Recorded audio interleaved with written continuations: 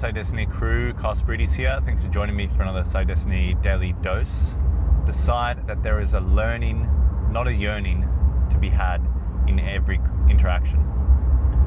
So when you're talking to someone who maybe you have conflicting beliefs with, or maybe you guys just don't synchronize together, or there's some issues, historical issues, unresolved issues, who knows what it is, and you're yearning for your time back, you're yearning to get out of that moment, you're yearning to be somewhere else or just be at the office, but you can't because maybe you're in a family setting, or maybe you're in a business setting, or maybe you've got to look at your manners and you've got other people around you, and even though you might be yearning, you've got to look at it and go, there is something to be learned in every interaction.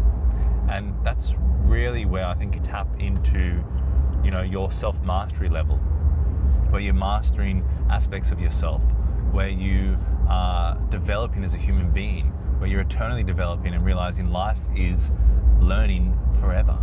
And keeping on my toes is important. As soon as I put my feet up for too many days in a row and too long and just let go, all those other thoughts come in, all those other issues come in, because I'm not fulfilling my purpose. I'm not actually showing up and being a part of life, which is energetic frequency movement, creating, interacting, solving problems, communicating on a deeper level, resonating, connecting, sharing in all the ups and downs and everything that is tangible, that is life. So what can happen is, you can find yourself in those situations and you can think, oh, there's nothing to be had here. And look, there are times where you have to be very stringent with your time. You have to be very, there's a great philosophical quote where it says, man is often, very stringent or tight with his money. However, his time he gives away freely.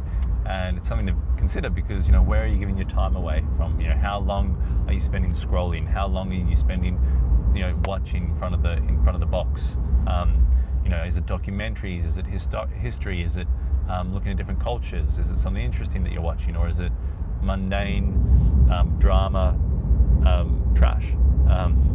So they're the questions you have to ask. So with your time, yes, you have to be very, very conscious of it and where you're spending it. But there are times where you will be in a family setting where you will have to, you might be in a situation that you don't want to be in.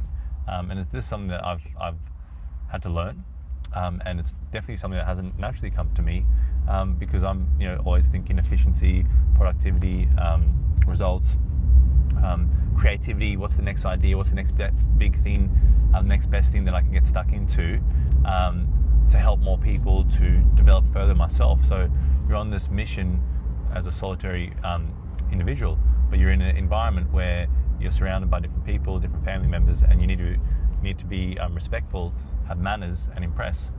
So how do you manage that when you want to be somewhere else, and this conversation might be something you don't want to get into, or how do you manage that? Well, you look at it and you realize there's a learning in every situation, that there's something to learn. The fact that that I'm here, but my mind is somewhere else, is that I need to get more organized in my personal life. There's a learning, or maybe I need to be more appreciative of other people's beliefs, or maybe I need to put my feet in their shoes and just see where they're coming from, or maybe the fact that they're challenging me on these certain things actually allows me to be stronger and stand stronger and more firm with what I believe, or even question some of the weaknesses in the foundations of my belief system. So there's so much in life, and there's so much richness there.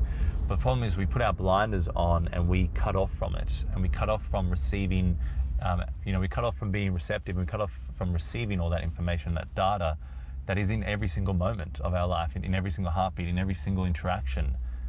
There's so much there for us to learn. There's so much there for us to implement.